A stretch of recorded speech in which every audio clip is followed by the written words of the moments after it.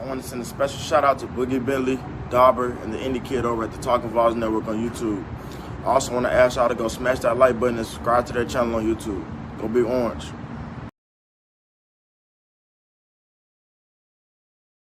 Just look around. You got the mountains, you got the most beautiful city in the whole entire country. The university is absolutely, looks like it's out of a storybook. It's just beautiful. People are incredibly genuine and extremely nice. It's just a place that obviously I'd want my kids to go to school. And it sells itself. You don't have to sell anything about this place. You just got to get them here. You know, the old field of dreams. Yeah. Build it and they will come. It's already built. The number one undefeated Volunteers prepare to race onto the field. Everything is riding on this football game. So there's a special intensity, a special urgency. Here come the Volunteers. Wherever you listen throughout the world, it's football time in Tennessee. Welcome to the Talkin VAWLS Network. My name is Boogie Bentley. I'm Dauber. And I'm the Indie Kid. And football is back. Man, it feels like the last game was an eternity ago. An eternity. I did enjoy my Talkin VAWLS Network vacation day. I noticed that you guys did too. Dauber, did you have a good week off from the Talkin VAWLS Network? Did. Had a fun time in Asheville and then came back and did Halloween stuff Saturday and Sunday. So we have not had anybody at our door trick-or-treating in probably 5 years. Like, it's so different. It's all parking lots, churches, all that kind of stuff. They don't have to work for it. They don't go door to door like we did in our day. What about you, Indie Kid? I almost shared the pictures of you, but I didn't know if you would want those blasted out on the Talkin VAWLS Network. I'm not ashamed. I posted it on Instagram, so it's fine. It was a fun week. Halloween's a big deal here in our neighborhood, so it's kind of fun to everybody sits out and kids come up left and right. Pretty cool. I posted the pictures from the Appy State game. Man, what an environment. Like, not necessarily the crowd, just the it's beautiful, man. That's all you can say. I know you guys saw the pictures, but just perfect, awesome. Perfect time of year, man. That side of the stadium open and all the leaves changing. It a little rainy, but by the time kickoff, it wasn't too bad. Our hotel was about a mile from the stadium. So we just checked in, walked. Awesome experience going over to Appy State, watching the game. Let's run down the live chat. We're going to be talking about the Kentucky game. Obviously, we got some news that's going to be fun to discuss as well.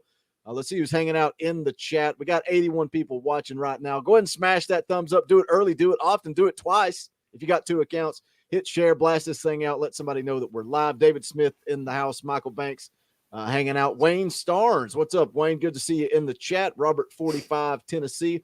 Oreo Puppy Dog. The same old faithfuls are here as always. Jonathan Lawrence with that French's mustard emoji, guys. Welcome in. Like I said, hit that thumbs up, share out the link, all that good stuff.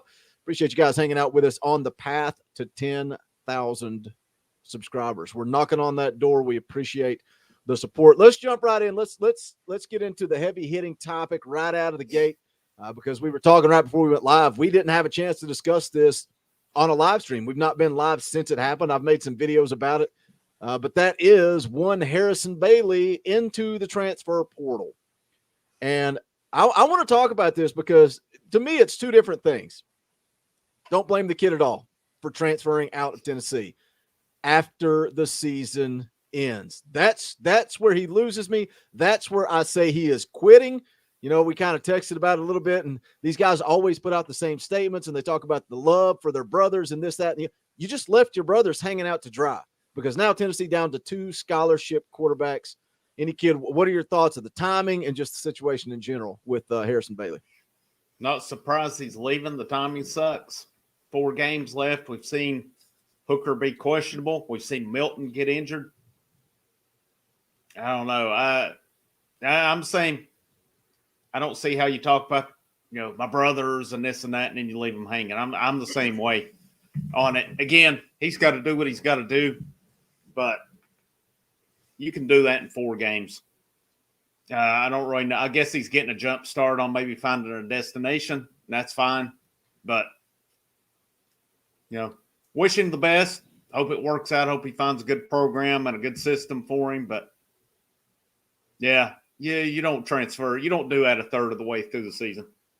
And like you said, you just brought up a good point there, talking about him trying to get a jump on it. And that's what you hear. These guys go into the portal so that they can start their second recruiting process. They've already been through it coming out of high school. Now they're starting it again. But Dobber, do you think one of the things that, I talked about in the video and some of the people in the comments were talking about, the transfer portal, it's a two-edged sword. It's giving Tennessee an opportunity to rebuild faster than expected. But on the flip side, it lets guys bail out when the going gets tough. And do you think that I think it is hurting college football as we're seeing with Harrison Bailey, but do you think it should be a type of deal where the transfer portal is closed, like from a certain point, whether that's when fall camp starts and it doesn't reopen until maybe conference championship games are over? They got to do something.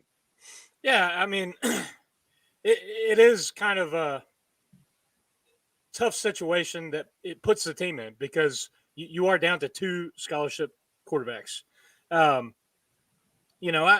My thoughts and opinions on it are pretty much in alignment with what Hypel said in his presser today. He said as a person, as a player, he loves the kid. He's a little bit disappointed in the timing of it. And I think he kind of really just left it at that because there's not much more you can say about it. I think based on the way things played out, he didn't fit the system. I don't know that he was going to get a shot. And frankly, if he got in, I don't know how long he would have lasted with the patchwork offensive line that we've seen from really the second game on, shuffling guys around and all of that. So, at the end of the day, you can't blame the kid for doing the best for him. And it is really just one of those things you question the timing. But yeah, that you brought up a great point. There's something that's got to be done to eliminate all of this mid-season, dipping out on your team. And, because that honestly brings about player safety issues on your own, on the team that the person's leaving, because you're down more numbers. You're down guys in a position group. So, it's something to look at. And this whole transfer portal is still in its infancy. It's still a new thing, still kind of figuring out tweaks and ways to work it. And I hope, like you alluded to, I hope Tennessee uses it to their advantage this offseason, because there are going to be some big needs to fill. And that's why I think it is a good thing for college football. It's a good thing for a guy like Harrison Bailey, who, look, coaching changes, systems, schematically, he doesn't necessarily fit in here. Give him an opportunity to go play. But the problem with the quarterback position is the record number of kids in that portal that play quarterback, because everybody that plays quarterback, it's not like, running back where they're going to rotate guys around, or 5 offensive linemen or receivers that are on a rotation. I'm talking about one kid. One kid gets that opportunity to go out there and be the quarterback. And if they don't change it, this is going to be something you battle every single year. What could Josh Hypel have done different? What could he have done? Because going in, back to the spring, you had 5 scholarship quarterbacks at one point. We're all saying, why did Josh Hypel go get Joe Milton? He had 5 scholarship quarterbacks. I don't think there's any other way you go in. But then, obviously what happened with Caden Salter, but then Brian Maurer hits the transfer portal, and now Harrison Bailey hits the transfer portal. You're down to 2 scholarship quarterbacks.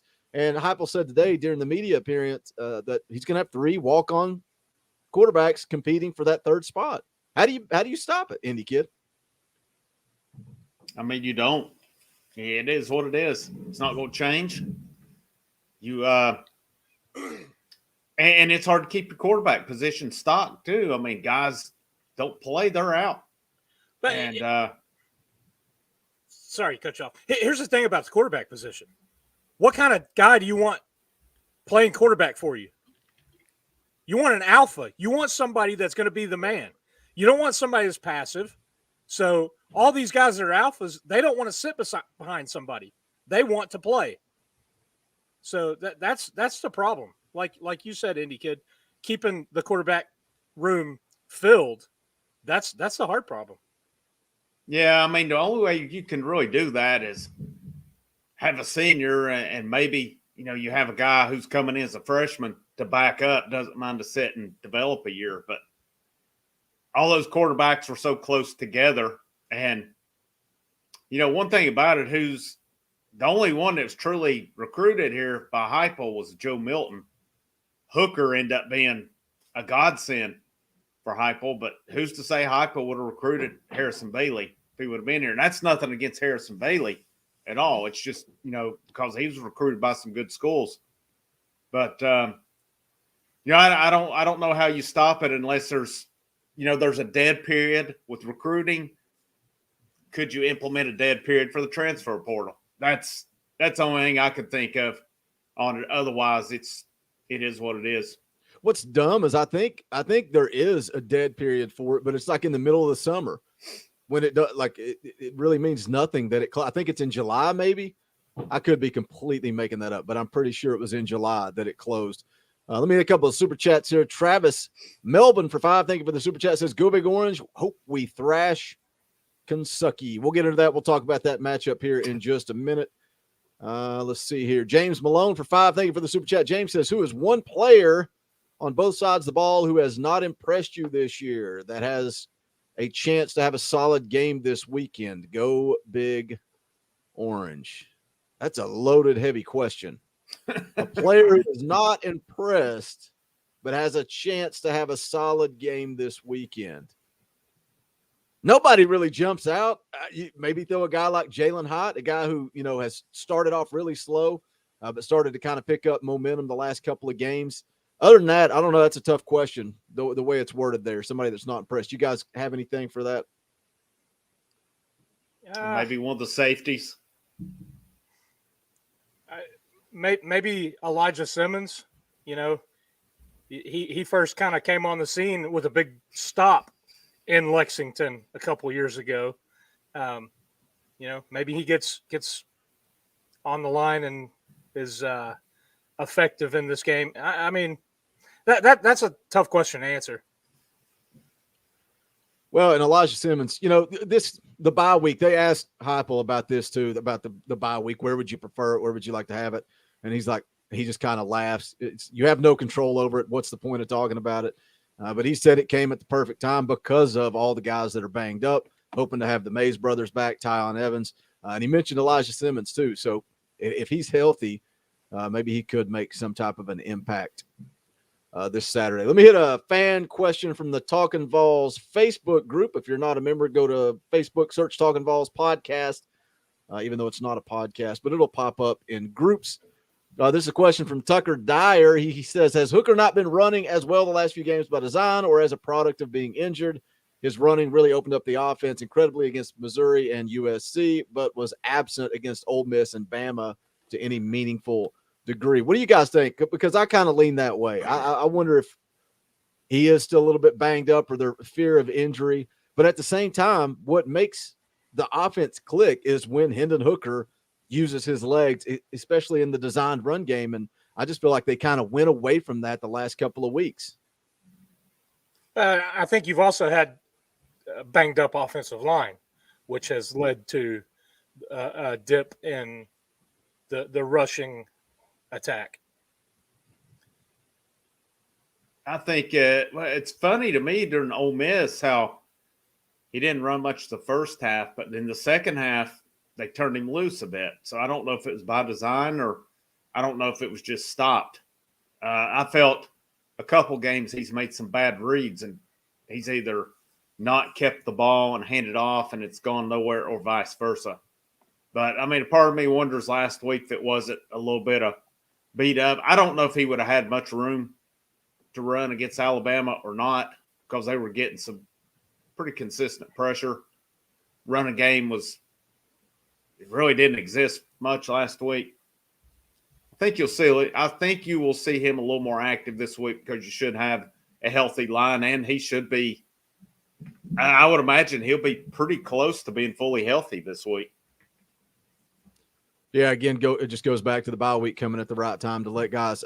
Even Hypel even said last week a lot of those guys that were banged up didn't do anything in practice at all, trying to get healthy last week. But you bring up a good point talking about him making the wrong reads, because that was something it came up in I think it was the Alabama game on a 3rd and 1, and everybody's complaining because they ran the ball up the middle, and that Hypel confirmed that's a read option. Hendon Hooker's got to make a better decision. That's the you don't know when you're watching a game whether it's a read option, whether it's an RPO. You don't know what the play call is, so it's hard, to get upset about play calling, in my opinion. John Hill for 10. Thank you for the super chat, John. We appreciate it. How is our O-line looking? Do we have everyone back? What do you reckon our chances are against the Little Cats D line? The way, but again, Hypel's so cryptic when he talks to the media. The way he talked, I'm assuming everybody is back. I would think Cooper Mays, Cade Mays is the one that I would kind of question whether or not he, how bad's that ankle sprain? But we'll see. I think they're both back. I think the line will be back. I think Evans, I think Hooker. I think everybody will be good to go on that line. And I've said it, and it proved out last week. I wonder how Kentucky would handle an up-tempo fast offense. We saw it. You got to be licking your chops a little bit for Tennessee this week. Oh, yeah. I completely 100% agree.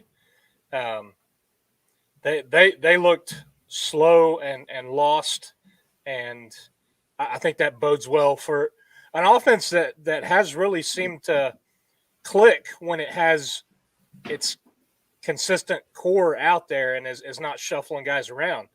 So coming off the bye week, if everybody is healthy, if we have, consistent core out there, particularly the offensive line, if Hooker has cleaned up, some of the reads, we've seen time and time again, Josh Hypel schemes up the game plan, and it works.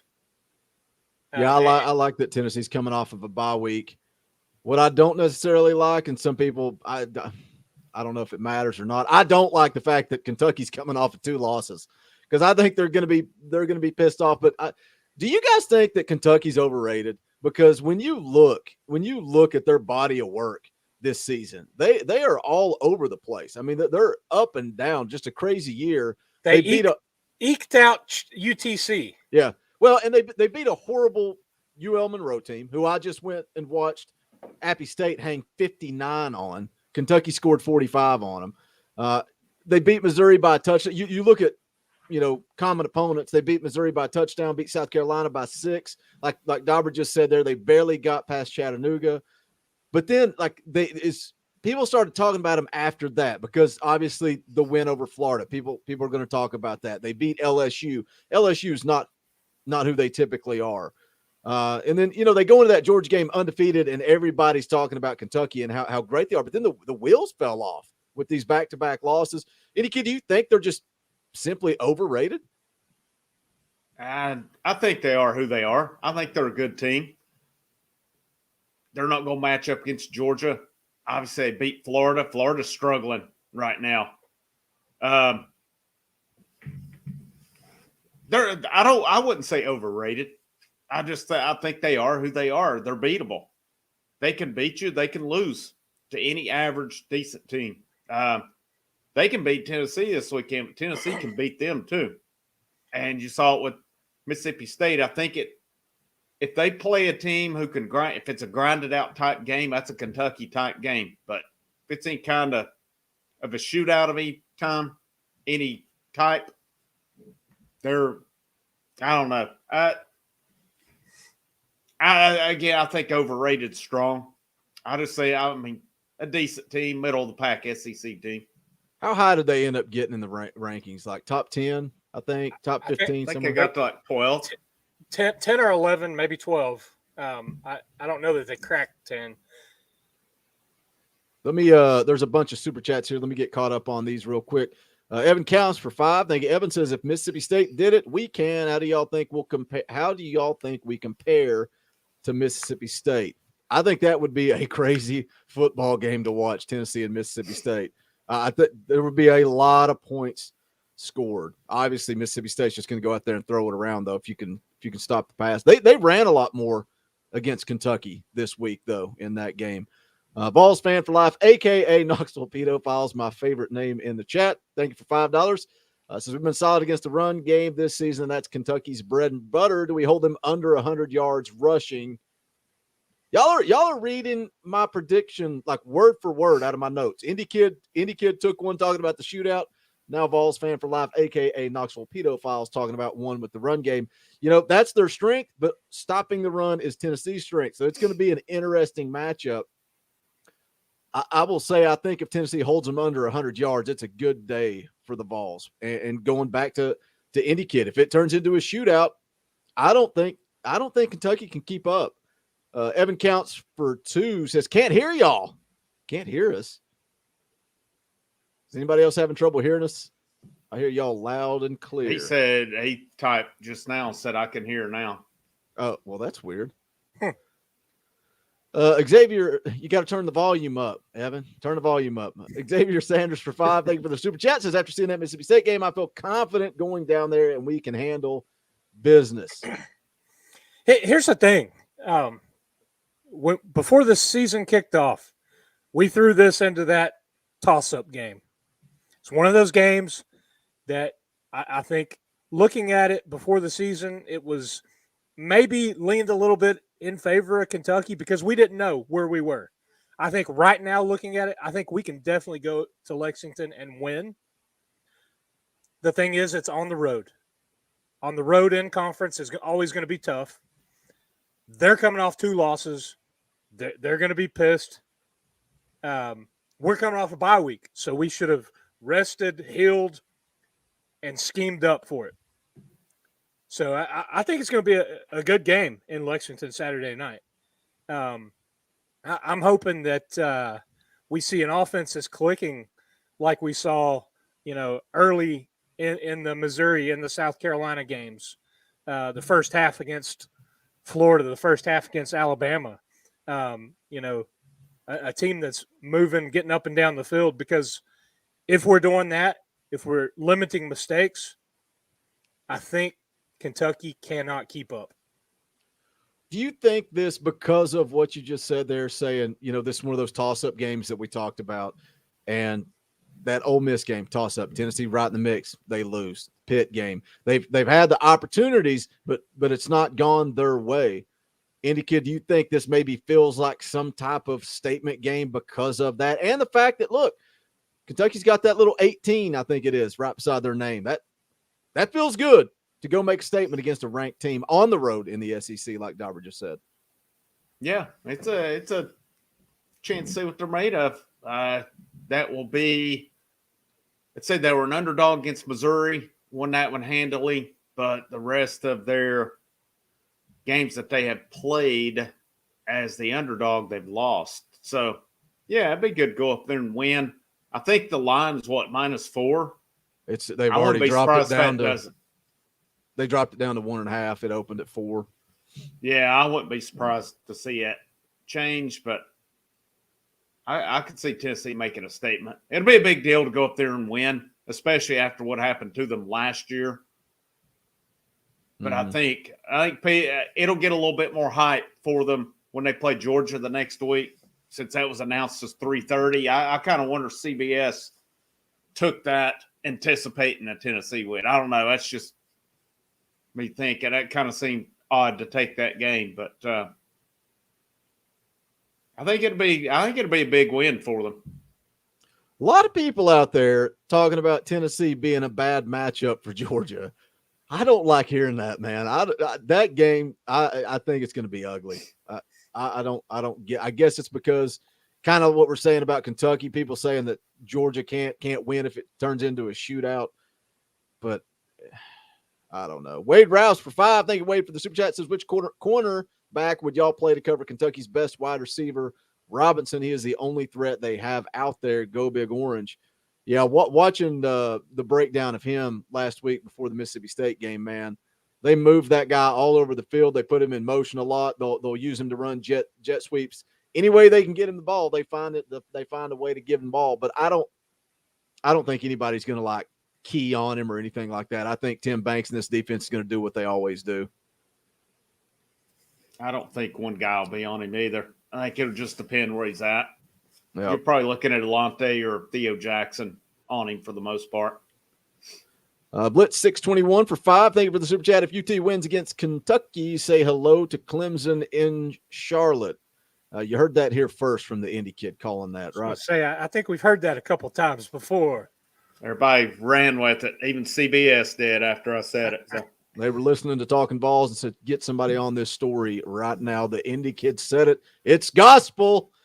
Cody Branch for 2. Thank you, Cody, for the super chat. This is a must win for Hypel, in my opinion. Go Big Orange. I don't think it's must win, but I think it would go a long way for our confidence, Cody, if he would go get one of these games. Evan counts for 5. Wish they would have beat MSU. Rather beat a number 10 than a number 18. Yeah, that was kind of my thinking too a little bit, Evan. And Swain was talking about that this morning on his show and laughing, blaming Kentucky. How you going to go screw it up and take away Tennessee's chance to beat that top?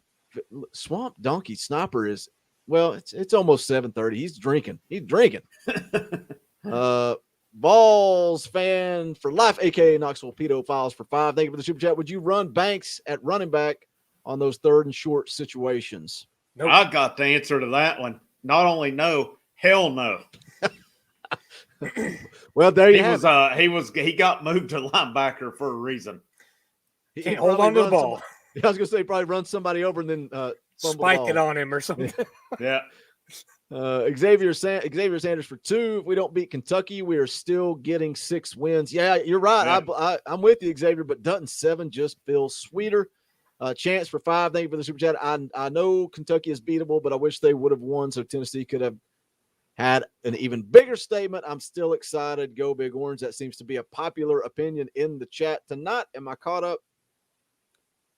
And there it is. We are caught up on super chats. Now I lost my train of thought. Where was I going, Indy kid? You were going with. How about we take this time to do a quick little plug? First of all, make sure you're subscribed to the channel. We got 250 people watching right now live. Do us a favor, hit that thumbs up. We got 89 thumbs up. Let's get it way up over 100. We would appreciate it. All 250 of you hanging out with us here. But I want to just make sure you're subscribed to the channel, because coming up, getting ready to go into basketball coverage. A little over a week away for the first game. These guys are going to try to go live after as many games as possible. I'm going to go ahead and say every game something's going up. So make sure you're subscribed, because we'll have to change the football show, the midweek football show. So the basketball team plays next Tuesday. These guys are going to go live immediately after, but that means the football show will either shift to Monday or Wednesday. So make sure you're subscribed. Or also you can follow us on all, forms of social media. We'll let you guys know when we make a change to the show. Let's see here. Got another super chat. Then we'll transition wherever Indy Kid was wanting to go. I hope he has somewhere to go. I thought I saw a super chat come in. Maybe not. We're caught up. You want to let's see. So yeah, I think Tennessee, they're in some battles with Kentucky in recruiting. I know a lot of times that one game doesn't make a difference on that, but it's pretty bad this year too. You look at in-state recruiting, and Tennessee and Kentucky has more of the top 10, top 15, well, even top 10 players in the state than Tennessee does. Tennessee needs to get that going back in their direction with this rivalry, and hopefully these guys that played last year remember what it was like to get their asses handed to them by Kentucky, because we've not seen, of course, Kentucky's beaten them, but it's been close. It was bad. I hope these guys remember that. I hope they take some pride in it. Yeah, Kentucky's going to be ready, but this Tennessee team should be healthy. I don't really see – it's another one of those things. Let's go up there with nothing to lose. Go up there, just like they've been doing for the most part. Go up there with nothing to lose. Don't go up there and play soft. Don't go up there and play conservative.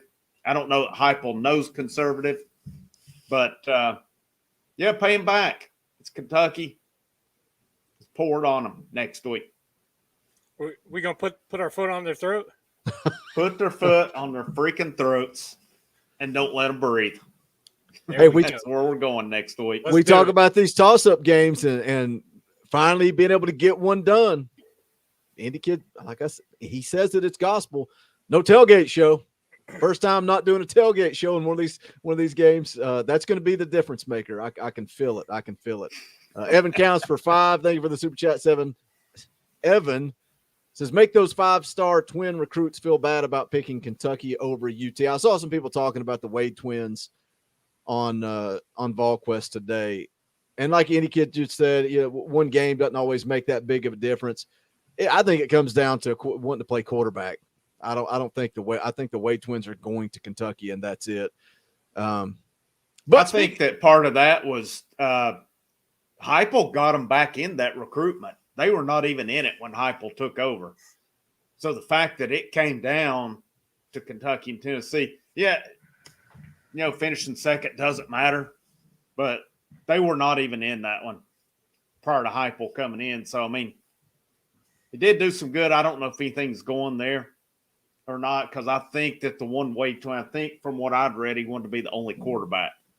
And Tennessee's not going to do that, especially with Taven Jackson in the fold. Well, and I was going to go down another little recruiting trail here that you had texted me about earlier in the week, and I checked VolQuest. That Ty Simpson, man, that rumor is growing more and more momentum. But it's not getting confirmed by anybody like a Brent Hubbs or an Austin Price or somebody, that really has those connections. You see the message board rumors, and then somebody in the Talkin VAWLS group, message board rumor basically, but saying that Alabama told him he might as well look around.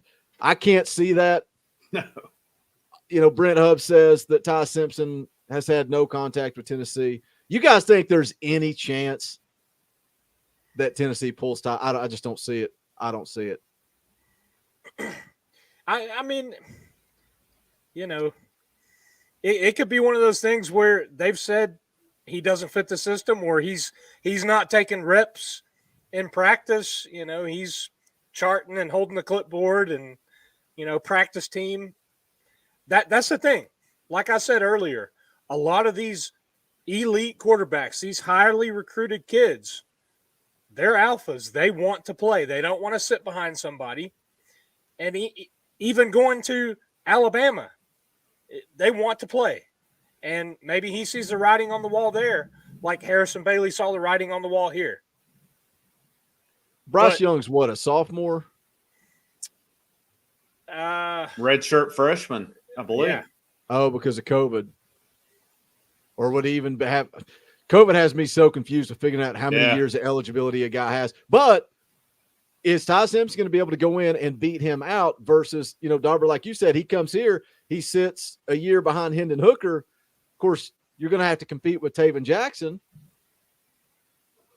I don't know. It's maybe there is some steam. It's Terry Reed here. A lot of people say that, man. A lot of people saying Ty Simpson made the wrong decision because he's going to go to Alabama and sit. Well, I mean, if he does open it up, though, is Tennessee his main one? Because there were some that believed that Clemson. Georgia. Well, Georgia, too, wasn't it? I think. Right. It was, Georgia may have been in the fold. I know Clemson was. I think his brother is a big Clemson fan, so that was something that. Why would you want to go to Clemson right now? Yeah, I don't know, man. If I'm a quarterback, I'm seeing opportunity. Well, that's true. I've watched, but I don't know, man. I don't know what's happened over there because, I was talking to the guy today who's a big Clemson fan. He said they don't have anybody to block now, but they must have lost some linemen after last year. But I don't know. I'm like you, Boogie. I've not seen anybody on 24/7 confirm it either. I think that it's a case of we'll see. I mean, if you hear of a decommitment or he's at a game, then I think we start to take it a little more serious. But I'm kind of the same as you with it. I don't see. I have to see something more than message board rumor to start believing in it. unofficial visitor for the Georgia game or something. Yeah, we're talking then. But Wayne Starnes for 5. Thank you, Wayne, for the super chat. Says, hope everyone is back healthy and we were able to move the ball at will. It will help in recruiting more than anything will. Go Vols. A lot of recruits been optimistic with what this football team is doing on the field. But, I mean, we said it over and over and over. And it kind of going back to Ty Simpson, it's like Hypel never really got a chance to get the class of 22 rolling. And then the investigation, just everything was against him for this first class, which goes back full circle to the way we started this show, talking about the transfer portal and having an opportunity. And, I posted a video just this morning about the offensive lineman out of Wisconsin, and he's got 1 year eligibility, but that's an opportunity. That's the type of guys that Josh Hypel needs to go get, which he's got 4 offensive linemen, committed right now, but you got to give those guys time to develop. And you can go get one of those one and done guys and make a difference, make an impact. But I think that's why I love it and I hate it. But the transfer portal is going to help this football team. It's going to have to. Because they're going to need it after this year. Going to need it bad. I would even go upwards of 10 guys if possible. Because I've seen different rumors on how many Tennessee can sign, including the portal. So, I mean, where do you go? I mean, I'm curious to see what happens with the current quarterbacks who are staying. What do they do at the end of the year? Because Hooker was asked this week and said he hadn't made his mind up, which obviously he hasn't. But what's Joe Milton going to do? That's I think that's going to be an interesting thing to see. Does he stick it out, or does he look for somewhere else too? If Milton leaves, he'd have to sit a year, correct? Mm-hmm. Or can you go down? Can you transfer down or drop down? Yeah. Yeah, he go play for ETSU. I mean, somebody like that, and he doesn't have to sit. Right. It just goes back to that conversation of how difficult it is to keep the quarterback room full. Like, other positions are bad enough, but you got enough guys on the roster. You would think that 3 quarterbacks is enough to get you through the season. But when they start transferring out left and right in the middle of the year, what do you do? And Joe Milton's not even good enough to be the backup at this point. Like, you're going to bring Taven Jackson in? I think Hendon Hooker's coming back. I do. I think he gave the right answer for the moment. They kind of put him on the spot when they asked him. I was kind of surprised that they did that on Tennessee Prime. Is that what it's called? I was surprised that they asked that question the way that they did. But I'm focused on this year. I'm not thinking about next year. But if he went into the draft now, I don't think he's going to get drafted in the first 3-4 rounds. And he has an opportunity to come back next year with some serious hype and momentum and build a resume for himself. So I think he's back. But what do you do? Is Taven Jackson your backup? I don't think Joe Milton's going to stick around. I just don't see it, man. I don't see it. From what I've read on Jackson, he's more of going to take some, a little bit of a project. So I think, worst case, I think you're going to have to go to the portal for another quarterback. Yep. I mean, you had a whole lot of hype with Caden Salter, an incoming freshman, and this system, and a mobile quarterback, and all that. So you could see it, but I don't think it's likely. I don't think it's likely for him to come in and take that number one. Now, I don't know if you want to if Jackson's going to take some developing. I don't think you want him to be your backup. No, next year. Right. Yeah, I think you want to give him that opportunity. Put on that good weight. Continue. The one thing he says, he's got a really good arm. I think he's got pretty good mobility. It's probably just a matter of cleaning up, and it's probably a matter too just getting that good weight on him. But yeah, I think you could look at if that's okay. I mean, if you go out and get a Ty Simpson or somebody else, maybe they could come in and be a backup. But if Milton were to leave, you're going to have to consider that portal. Yeah, I mean, You talked about it a little bit earlier, saying the perfect scenario is to pretty much have a senior and a freshman coming in. You're pretty much and that's, Hendon Hooker comes back. That's what Tennessee's got with Taven Jackson.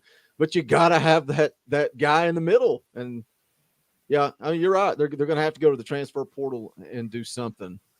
If it's going to be a freshman, they have to be, like that alpha, that guy who's physically ready, mentally ready to do it. Maybe Jackson is. I don't know. I've just, I've read the scouting reports on him, kind of his projection. It seems he's a couple years away. I know the analysts are high on him. They like his potential, but they just think he needs a little bit of developing right now. And that's a lot of high school quarterbacks coming in. Right. You never know. You never know. And here's the thing. They've got to adjust not only to college football, the speed and the size of the guys in college football. They've got to adjust to life in college. As a student, you're out of mommy and daddy's house. You're on your own. Freedom. And some guys, Caden Salter, can't hack it. So that's something that you got to look at too. I think you got to look at too who's going to be in the portal. Yep. Because it's really not hit hot.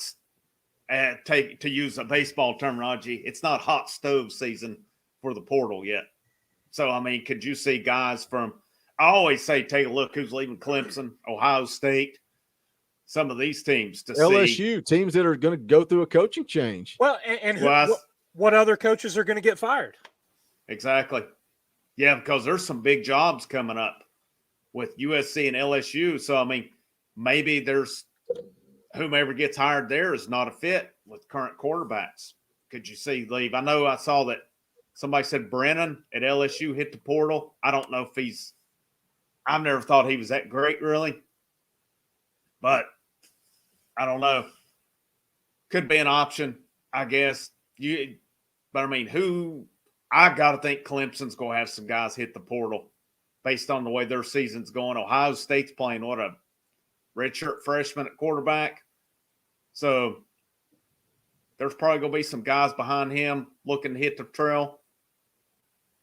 I don't really know what Bama has for backups behind Young. It's going to be, Rattler's he's the big name. I don't know. I think you got to really examine that when I see stuff about attitude. I don't know. Maybe he's got just upset about not hitting the portal. I know you made mention about something you watched on him, Boogie, and wasn't too impressed. So if he's an attitude guy, it's probably somebody you want to stay away from because you're trying to build a culture. Bama has Paul Tyson. That's right. I couldn't remember who it was. So, they've got another highly ranked guy behind Bryce Young already. But, we'll see. There will be a lot of quarterbacks in the portal. You can guarantee that. The thing about Rattler that a lot of people judge off of, and me too, I did too, was the Netflix show that he was on, that QB1. But you take a 17, 18-year-old kid and put them on this huge show on Netflix, and they're the alpha dog of not just their school, their state. What do you what would we do? What would the three of us do 18 years old in that situation? He's going to have an attitude and some arrogance to him. But the one thing that did, kind of bothers me, it's like, look at the way that Harrison Bailey and Joe Milton, the way they have interacted with Hendon Hooker when he has success. I feel like that quarterback room truly does love each other, and they were in it together. Rattler gets benched. His backup goes in and scores a touchdown, and he's over there not happy, not celebrating. Doesn't seem like a team guy. But I really do think a lot of people, base their thoughts of him off of that Netflix show. Well, people's probably got memories of I hate to go back to it, but we saw another quarterback get benched and wasn't real social after it at times either. So that leaves a bit of a bad impression when you've already seen that happen in your program. Let me make some quick plugs. We'll jump into our predictions for Kentucky. We got 263 people watching live, 133 thumbs up. Let's get more than 50%. Let's get that thing up over 150. Takes 2 seconds. It helps the channel. It's a bit, it is, but it does help. If you hit that thumbs up, it drives the numbers, recommends the video to more people, all this behind the scenes stuff. But it takes you a couple seconds. We would greatly appreciate it. Also, go check out the official merchandise of the Talkin VAWLS Network. Just go to bonfire.com/store/Talkin VAWLS. The link is also in the description below. Check out the merchandise, all kinds of different styles. Once you click on the style, you also got several color options to choose from. That's the top seller right there, the State Pride shirt. Everybody loves it. Got the flat bill hats, toboggans, baseball merch. Man, I'm ready for baseball season.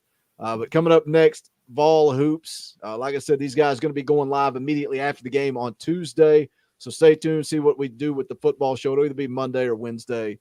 But if you're a fan of the basketball team, tune in, check these guys out. Indie Kids dropped, I think, what'd you do, 4 videos last week, kind of breaking down the schedule and different things. So go check those out as well. Let's hit this super chat real quick, and then we'll jump into our Kentucky predictions. Gage Fisher for 5. Thank you, Gage, for the super chat. What are the top players in the transfer portal you'd like to see the Vols get? Well, I touched on it a little bit earlier. I think the kid from Wisconsin, the offensive lineman, perfect guy for Tennessee to go and get. Other than that, I think it's a wait and see, because I think you're going to see more guys start flooding that transfer portal after the season is over, which we've already had that discussion as well. But I think that's when you're really going to get a good idea of who's going to be available and who's not. Yep, totally agree. I think it's too early. Yeah, right now, unless you mentioned there was the lineman you did the video on today, and there was another lineman you did a video on a couple of weeks ago, and then there was a linebacker from Central Florida that you did a video on as well. So I mean, I can't remember where the other lineman was from. I was thinking it was Big Ten as well, maybe Minnesota. I may be wrong on that one, but let me look. I've got it pulled up here. I'm trying to remember too, because it all blends together. I think it was Minnesota. Yeah, Curtis Dunlap, Minnesota offensive lineman. He was a former 4-star, and star rankings don't really matter when, especially the kid out of Wisconsin. Good gosh, man, he's like 26 years old at this point. Star ratings don't really matter, but it's a way people identify with that player. So. Yeah, I think it is sort of, unless there's just somebody that's a stud, that's going to be like a 1 year and done. You kind of wait and see, because there are going to be some big holes and voids to fill on this roster between guys that have already left and vacated, or guys that are done after this year with their eligibility. So, particularly offensive line and the situation we've got at quarterback. That's a huge one. So I think you have the luxury to be a little bit picky. You don't have to just take people to get bodies. I think you use it effectively. I think Hypel and staff did a pretty good job at the guys they brought in this offseason. You look at the contributions that we got from, Peyton and some of the other guys. It's just been really, really good pickups that have really produced. So I think they do that. They're selective. I think they do their homework. They're going to find the term that you hear all these coaches use on this staff is skill set. They're going to find guys that have the right skill sets that fit in the system, and then they're going to use those skill sets to, be productive and efficient on the offense and defensive side of the ball. I think something else. They can go ahead. No, go ahead. I was just going to say, you mentioned, I don't think I get in a hurry if I'm Tennessee, because you've got to see who's leaving and who's coming back. There's going to be some guys who have opportunities to come back as super seniors, or they may have that opportunity to go to the NFL. So I think you're Tennessee, you got to survey the landscape, unless there's that for sure guy you go out and get right now. I think you just wait it out until the hot season in the portal. Yeah, that's what I was going to say too, is we're looking at who Tennessee can add. We're also going to have to take a look at who Tennessee loses to that transfer portal, because I think some guys are going to be gone. Well, you got to look at, Peyton and Valus are gone at receiver.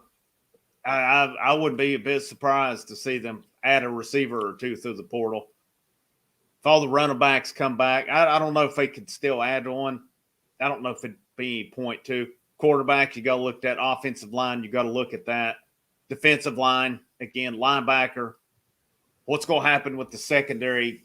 They could potentially get everybody back. They could also potentially lose 3/4 of the starters. And Theo Jackson, I'm pretty sure, is a super senior. So he's out after this year. Alante and Flowers both have the option to come back. And I don't think McCullough is a senior yet. So he'll be back next year also. So, I mean, it's there may be some decisions to make. And like you said, we gotta realize too, there's probably going to be guys leave Tennessee as well. Let's jump into this Kentucky game. We got about 10 minutes left here. We'll make some predictions. We kind of already talked about it, a little bit. Talked about who Kentucky's beat. Kind of been up and down a little bit, but lost 2 in a row.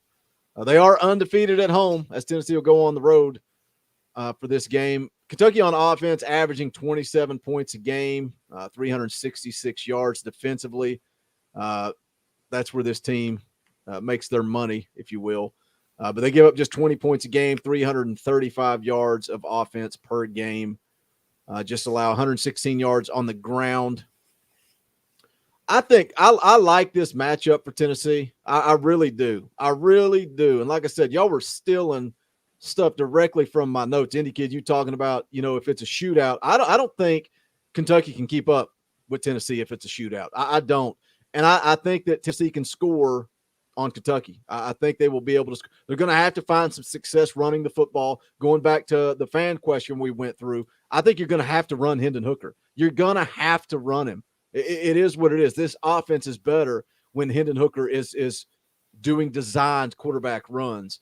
But I think Kentucky's one dimensional, man. They struggle throwing the ball down the field. They live on the run. And again, something I mentioned earlier, that plays right into Tennessee's strength. I like Tennessee's ability to stop the run. And I just think this game favors Tennessee. I like Tennessee. I'm going nuts, man. I'm going nuts with this game. Over under set at 57. You're telling me there's going to be 57 points scored? I don't think Kentucky can keep up with that. The Vols are going to score. They're going to score a lot. I'm going Tennessee 38, Kentucky 24.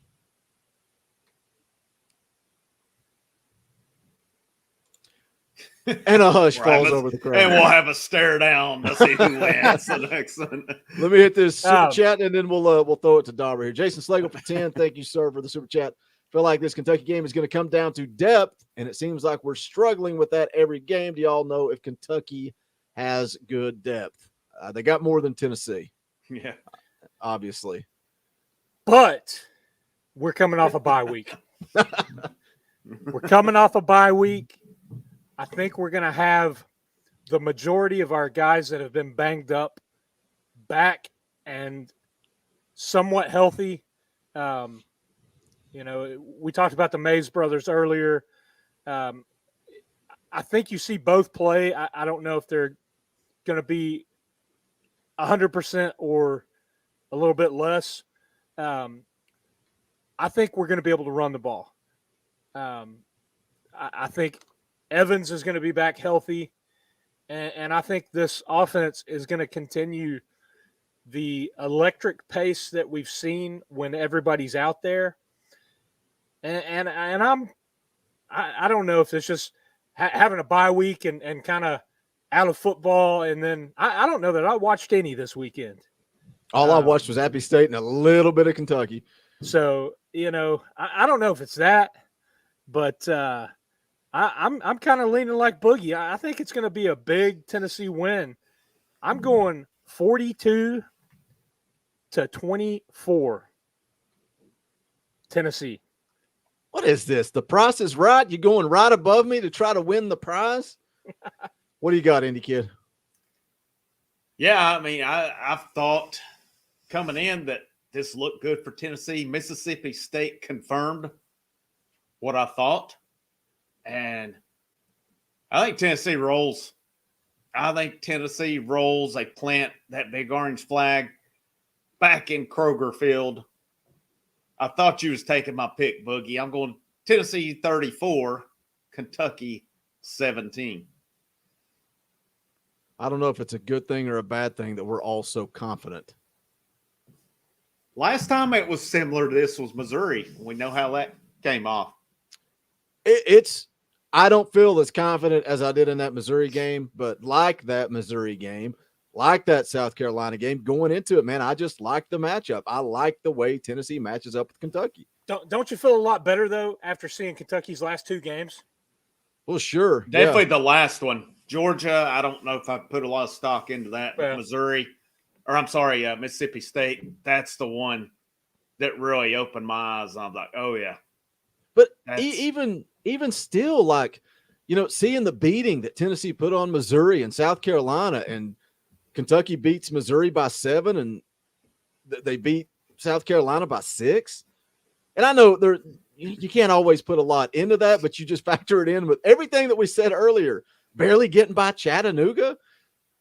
The Mississippi State game was just icing on the cake, and that's why I wanted to watch that game just to see how things played out. But Kentucky played horrible. They played terrible, and they're going to clean some of that up. Tennessee has to go take care of business. It ain't like Kentucky's gonna play the same way they did against Mississippi State last week.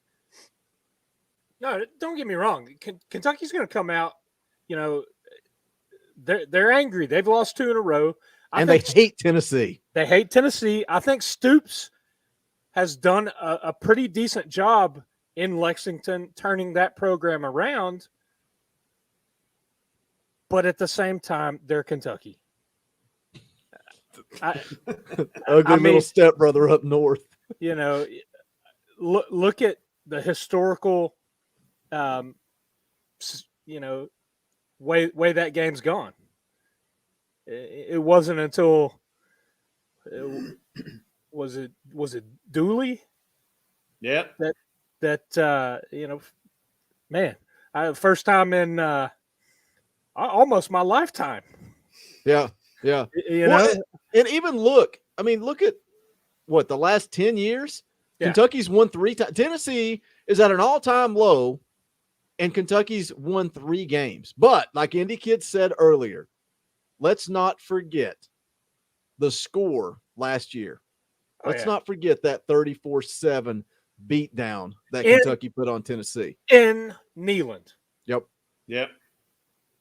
That's really the beginning of the end for Chrome Dome. Well, that's the thing. And to have Al Wilson come speak to the team before that, and for those guys to come out, I forgot that was the game. Play as flat as they did and play as uninspired as they did. I hope that there are a few guys that, get in somebody's face and get in somebody's ear and say, listen, this doesn't happen at Tennessee. Clean it up. Get it right.